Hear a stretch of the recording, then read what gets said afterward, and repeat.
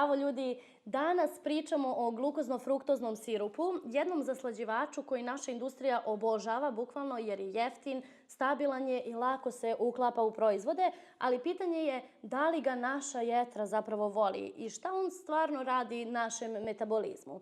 Zamislite sad da postoji jedan šećer koji je dovoljno praktičan da uđe u pola bukvalno prehrambene industrije, ali je i dovoljno neprimjetan da ga mnogi ljudi koji kupuju te namirnice i ne primete na deklaraciji.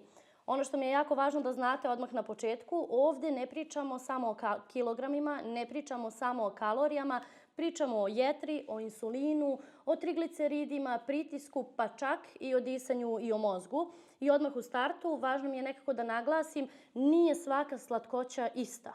U ovom videu definitivno objasnit ćemo šta je to zapravo glukozno-fruktozni sirup, zašto je on razvijen, šta se u našem telu dešava kada ga mi unosimo i često i negde dugoročno i posebno kada ga unosimo kroz te zaslađene napitke i kroz neku ultra prerađenu hranu.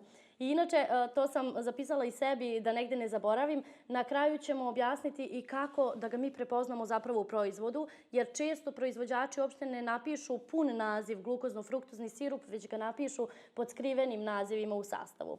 Tokom poslednjih decenija negde, naša ishrana kao nacije se globalno pomerila ka prerađenoj hrani i ka zaslađenim pićima i realno ti dodati šećeri su postali veliki izvor, praznih kalorija i jedan faktor koji povećava definitivno metaboličke rizike i ovo je nešto što je i potvrđeno. Negde gledam da pored svega što unesemo na dnevnom nivou, što od hrane, što od napitaka, verujte da taj 1 sat u teretani, kad neko kaže ja sam fizički aktivan, 3 puta nedeljno, to nije dovoljno da naše organe održimo zdravima. Nama je potrebna priroda, potrebne su nam svakodnevne aktivnosti, potreban nam je život koji je u pokretu, počev od sređivanja kuće, od usicavanja, čupkanja trave u dvorištu, bukvalno i da zasadite neku biljku u saksiju pa da zalivate i to je neka vrsta pokreta. Ključno je da ne budemo samo pored telefona i pored televizora i da ne bude držim telefon, sedim, gledam televizor, jer je to onda nekako i bespotrebno da uopšte pričamo o hemiji u hrani ukoliko mi nemamo zdravu osnovicu, jel tako? E sad, da se vratimo na temu i da razjasnimo neke pojmove kratko i jasno. Šta su to veštački zaslađivači i imamo li samo veštačke ili imamo i neke prirodne? Zaslađivači su zapravo supstance koje daju slatkoću. Oni stvaraju onaj prijatan osjećaj na nepcu i pojačavaju bukvalno ukus i privlačnost svih tih prerađenih proizvoda i generalno mi ih možemo klasifikovati prema kalorijskom sadržaju na one nekalorične i kalorične, ali ih možemo klasifikovati definitivno i prema poreklu i tada imamo prirodne ili veštačke zaslađivače. Sigurno ste do sada XY puta čuli za saharozu, za fruktozu i tu mi je važno odmah da naglasimo, fruktoza iz voća nije isto što i fruktoza iz prerađenih proizvoda i to ću kasnije i objasniti zašto, ali pored njih tu spada i ovaj famozni, o kome pričamo, glukozno-fruktozni sirup i to su nam ti kalorični zaslađivači. Oni su povezani generalno sa povećanim rizikom od raznih i metaboličkih i hroničnih bolesti, uključujući dijabetes, gojaznost takođe, nealkoholnu masnu jetru i kada nam neko kaže jao ima masnu jetru ali ne pije alkohol, uvek se zapitajte od čega je jetra postala masna, jer možda ta osoba generalno pije nešto drugo, poput nekih pića ili napitaka sa veštačkim zaslađivačima i slično. Inače, ti kalorični zaslađivači se povezuju i sa razvojem kardiovaskularnih bolesti, sa razvojem karijesa, ali i sa promenom u sastavu naše crevne mikroflore. Nasuprot njima imamo one nekalorične zaslađivače koji posebno voli fitness industrija, međutim, iako je tačno da ti zaslađivači nemaju kalorije, oni mogu izazvati jako ozbiljne neželjene efekte poput migrena ili promjena na osetljivosti na insulin, pa mi onda u naciji trenutno imamo skok insulinske rezistencije i svi misle hrane se i piju nešto što je zdravo, a zapravo kupuju neke proteine i fitness jogurte koji su prepuni veštačkih zaslađivača. E sad kad sam već ovdje i kad smo ovo već objasnili negde, naglasila bih da moderne bolesti koje su danas u porastu, a koje ranije uopšte nisu postojale, sada postoje negde iz zbog supstanci koje ranije također nisu postojale, je li tako? Dobra stvar je što kako smo ih razvili, te moderne bolesti, isto tako ih mi možemo i prevenirati i zaštititi i sebe i svoju porodicu. E sad, šta je taj glukozno-fruktozni sirup i zašto je on nastao? Negdje 70. godina prošloga veka tehnologija je omogućila da se iz kukuruznog skroba, koji inače je izuzetno jeftin, masovno pravi sirup. Zapravo, oni su u industriji najpre dobili glukozu, ali kako im ta glukoza nije bila toliko slatka, ona ima manji stepen slatkoće u poređenju sa saharozom, sa onim klasičnim belim šećerom, oni su nastavili sa istraživanjima i sa pronalaskom nekih još jeftinijih rešenja za njihovu industriju, jel tako? I dakle, umjesto belog šećera, saharoze, koji inače je jeftin, povoljniji od meda i primjera radi med ima brojne, jel tako, pozitivne efekte po naš organizam, ali pored toga oni su osmislili glukozu, pa im ni ta glukoza nije bila dovoljno slatka, ali je bila definitivno jeftinija od običnog belog šećera, pa su dalje nastavili sa sintezom, sa ukrštanjima supstanci i uz pomoć enzima dobili su da zapravo glukozu pretvore u sintetsku fruktozu i zapravo su uspeli da dobiju taj sirup, tu jednu mešavinu i počeli su sa proizvodnjom mešavine glukoze i fruktoze. Danas taj glukozno-fruktozni sirup nije da se samo negde koristi, on nam se nalazi bukvalno i u keksevima za decu, u sladoledima, u supama iz kesica, čipsevima, čokoladama, bombonama i u sličnim prerađenim proizvodima. I ovaj sirup kada su ga dobili je bio za industriju savršen, jeftin, stabilan, lako se mešao, dugo je trajao i bio je sladak, baš onako kako su oni to i želeli. U praksi negde najpoznatija varijanta glukozno-fruktoznog sirupa je ona koja ima približno oko 55% fruktoze i oko 45% glukoze i tu obratite pažnju da imamo više fruktoze koja je slobodna, nije odnos 1:1. I to možda zvuči kao sitna razlika, ali u telu razlika često nije sitna, zato što ta fruktoza koju su dodali da bi povećali slatkoću glukoze ima drugačiji put metabolizma od same glukoze. Zapravo, ovdje se glukoza i fruktoza, one su odvojene i slobodne su i stižu u našu krv kao slobodni molekuli, za razliku od saharoze koja se sastoji, jel tako, od dve glukoze koje su vezane. Vezane su u molekul i to znači da ta fruktoza koja je u višku iz glukozno-fruktoznog sirupa ulazi u metabolizam i brže i lakše, što kasnije dovodi do naglog opterećenja jetre i do bržeg proizvodnje triglicerida, odnosno do brže proizvodnje masti u jetri. To vam je onaj razlog kad kažu ima masnu, nealkoholnu jetru. To je taj problem po naše zdravlje.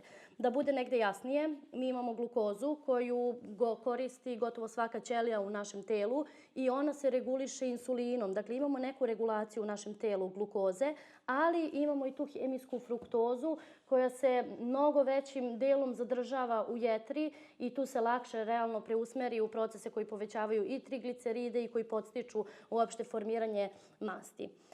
Kada se glukozno-fruktozni sirup negde unosi često, pogotovo kroz napitke, sokove, kroz one energetska pića i slično, tada u praksi i u literaturi imamo jedan bukvalno začarani krug i uvek je slično. Dolazi do većih triglicerida, dolazi do skoka LDL holesterola, insulinska rezistencija se javlja, masna jetra i definitivno poremećaj hormona i gladi i sitosti. Negde problem nije preterao sam samo jednom, problem je taj hronični obrazac i činjenica da nama deca trenutno i u školama i na odmorima odrastaju na ovakvim supstancama. Da ubacim negde i par možda podataka koji su meni lično bili alarm, jer su nekako mali, ali nose jednu važnu poruku, a to je da u jednoj analizi glukozno-fruktozni sirup je povezan sa kratkoročnim porastom sistolnog pritiska, to je onaj gornji pritisak, i primećeno je da kada srce izbacuje krv i kada se meri gornji pritisak, on zapravo, ukoliko osoba koristi glukozno-fruktozni sirup, poraste za 3 jedinice. Naprimjer, ako vam je pritisak gornji bio 120, sada je 123 i to možda povećanje ne pravi veliku razliku trenutno, ali pravi veliku razliku dugoročno po naše krvne sudove. Oni su konstantno pod opterećenjem. Pored toga, glukozno-fruktozni sirup može izazvati i blage promjene mokraćne kiseline i opet je to nešto što je malo, ali to je signal da ova mešavina ne jača naše zdravlje, remeti ga definitivno. Inače, glukozno-fruktozni sirup, kada već govorimo i o njemu, ono što jeste pokazano i ono što postoji u literaturama jeste da može izazvati razvoj metaboličkih poremećaja poput gojaznosti i poput dijabetes mellitusa tip 2. To je onaj nenasleđeni, nego stečeni kroz život. I tu mi je negde važno da primetimo da to nije nešto što je bezazleno pod nas, jel tako? Sastoji se od glukoze i fruktoze koja generalno nije u odnosu 1:1, nego imamo višak te hemijske fruktoze koja ostaje neapsorbovana i tada može doprineti i disbalansu mikroflore i povećanoj propustljivosti crevne barijere i definitivno razvoju upalnih procesa u telu. Upravo zato, ovo je negde razlog što sam želela uopšte da ovo snimimo, jer nekako ovo je priča koja je mnogo dublja od toga koliko smo kalorija uneli i ovo nije samo tema za mršavljenje, jel tako, već je bukvalno jedna tema o celokupnom jednom metaboličkom stresu. I sada, nešto što je za mene bilo značajno kao nekoga ko je imao astmu, jesu definitivno radovi koji pokazuju da deca koja su adolescenci i koriste napitke sa glukozno-fruktoznim sirupom imaju veći rizik za razvoj astme i to 2,8 puta veći rizik od onih koji su ove napitke pili 2 do 4 puta nedeljno, a oko 3,5 puta veći kod onih koji su to pili više puta dnevno. I definitivno, za mene lično, taj glukozno-fruktozni sirup i zaslađeni napici su tipičan primjer jednog modernog problema. Ne izgleda opasno, nije otrov, ali je dovoljno čest i dovoljno je prisutan u čitavoj naciji da gotovo kroz vreme poremeti i metabolizam i pomeri ga skroz u pogrešnom smeru. Iako ja biram, jednu stvar koju bih nekako voljela da ljudi urade odmah nakon ovog videa jeste da ne piju hemijske kalorije svaki dan, jer pored toga što remete metabolizam, imaju i rizik od brojnih hroničnih i nezaraznih bolesti. To što svi danas negde imaju insulinsku rezistenciju, to ne znači da je to normala i to samo znači da smo mi ozbiljno krenuli sa svom hemijom koju unosimo negde na dnevnom nivou nekim pogrešnim putem. Ali ono što mene negde veseli je zaista to što uz dovoljno znanja i možemo nekako da se vratimo na pravi put i da bar nekako svoje deci obezbedimo te zdravije navike. Spomenula sam na početku da fruktoza iz voća nije isto što i hemijski sintetizovana fruktoza. Zapravo, hemijski gledano, to je isti molekul, ali dejstvo na naš organizam nije isti. Uzmemo za primer jednu jabuku i zaslađeni sok. Kada vi pojedete jabuku, vlakna koja se inače nalaze u jabuci usporavaju apsorpciju, potrebno je žvakanje, sitost dolazi brže, ni ne možete pojesti uopšte 6 jabuka odjednom, ali kada popijete negde sok ili neki napitak koji je zaslađen veštačkim zaslađivačom ili glukozno-fruktoznim sirupom, ta fruktoza stiže brzo do našeg organizma, jer tu nema vlakana, ne daje istu sitost i vi vrlo lako unesete veliku količinu tog šećera za samo par minuta i to je velika razlika, jer zapravo problem nije voće. Problem je ta izolovana fruktoza u tečnom i u koncentrisanom obliku koja je bez vlakana u tom soku. I za kraj, da ne bude da mi samo nešto pričamo, jel tako? Evo jednog malog zadatka. Bukvalno uđite u kuhinju, pogledajte sastave svih proizvoda iz svoje kuhinje i pišite nam u komentarima gde ste pronašli glukozno-fruktozni sirup, jer možda uspemo da nađemo zdravije varijante i definitivno da nekako probamo da ga izbegavamo.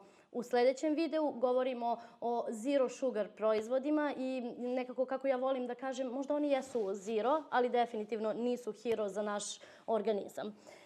Za kraj, ako vam je ovo bilo korisno, na početku smo, dajte slobodno predloge, neke povratne informacije i podelite ovaj video nekome ko misli da je samo jedno piće dnevno nebitno. Vidimo se u sledećem videu, ljubim vas puno.